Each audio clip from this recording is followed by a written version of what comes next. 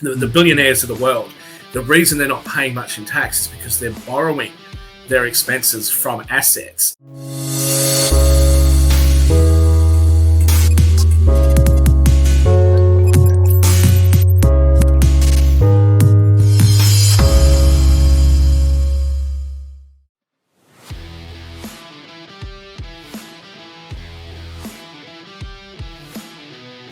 You know, it's interesting, the whole crypto world. It's what happened, and it's old news as far as economic news is concerned, but we need to talk about the implications of it.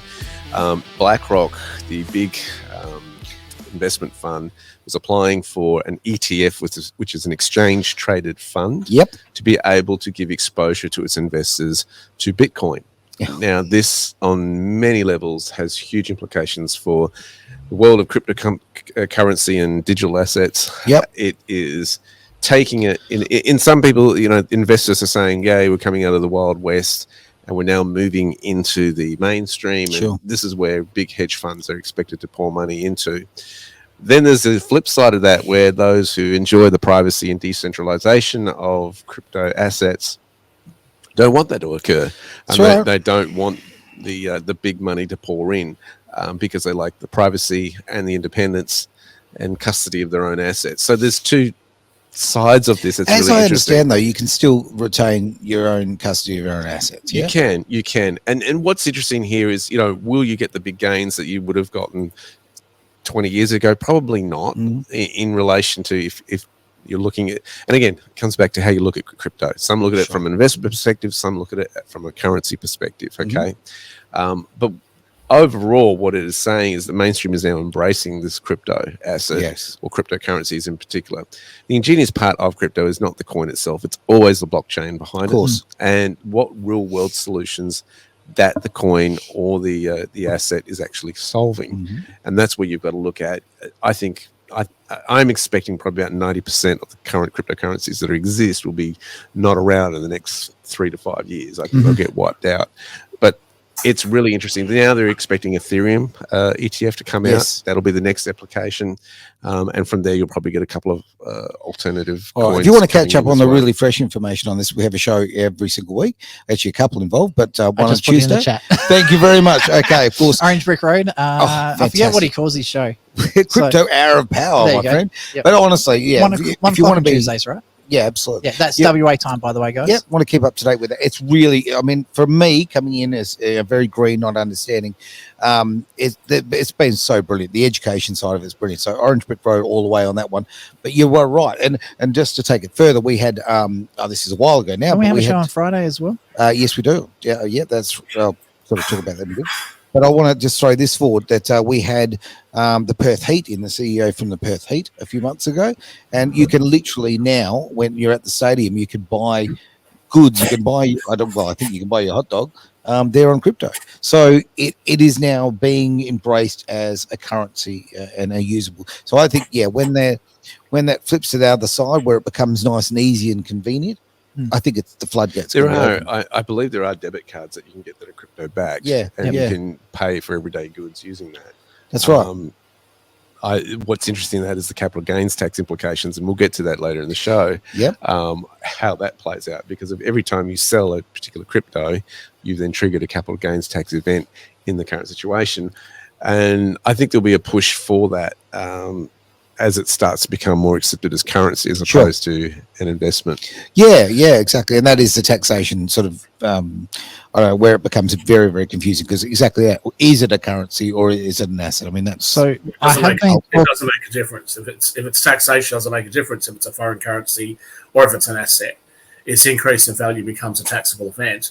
Simple as that. And a decrease in value potentially will be a taxable event, depending on your intentions. But I do want to countering that though, you could argue that the what the dollar, because of inflation, buys is a taxable event because it's a losing situation. Well, I would make that argument. Actually, I would make that argument depending on what exactly your circumstances were. So, let me just come back to something that you guys have said, that things can be paid for in crypto.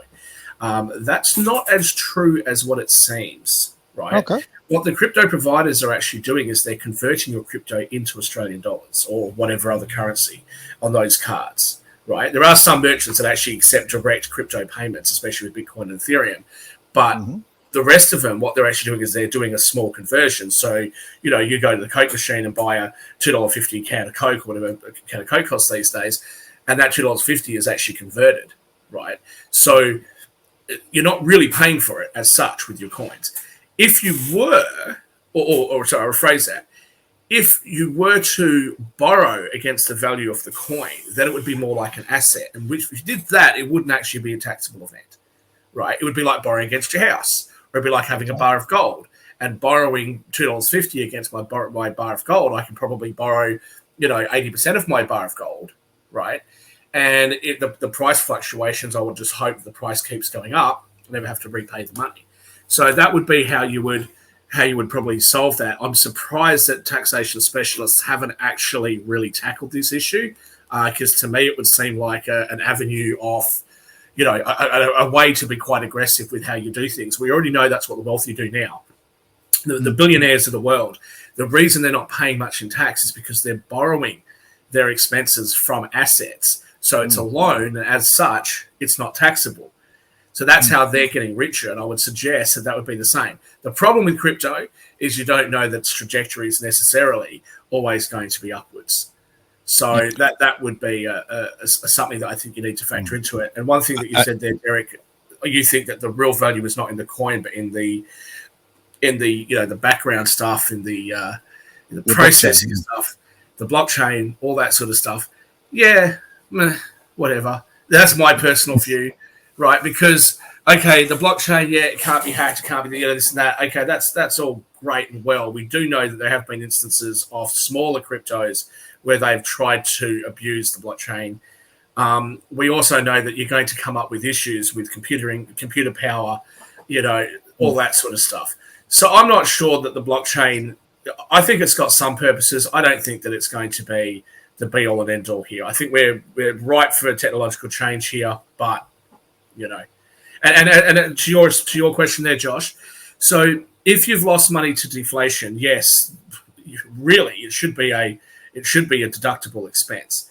It's not, because it's a hidden tax on you. That's what inflation is.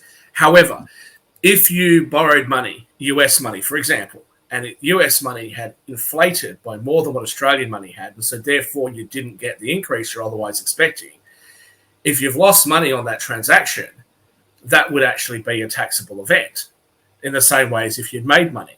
Now, whether or not, this isn't tax advice, whether or not that's deductible against your other income is going to depend on your personal circumstances, but presumably you'd be able to carry it forward until you did earn income that it would be deductible against. Yeah. Again, this is going to change depending on your personal situation. Please seek your own professional financial advice. And one of the things, I'm definitely not into tax advisor, so don't take what I'm saying.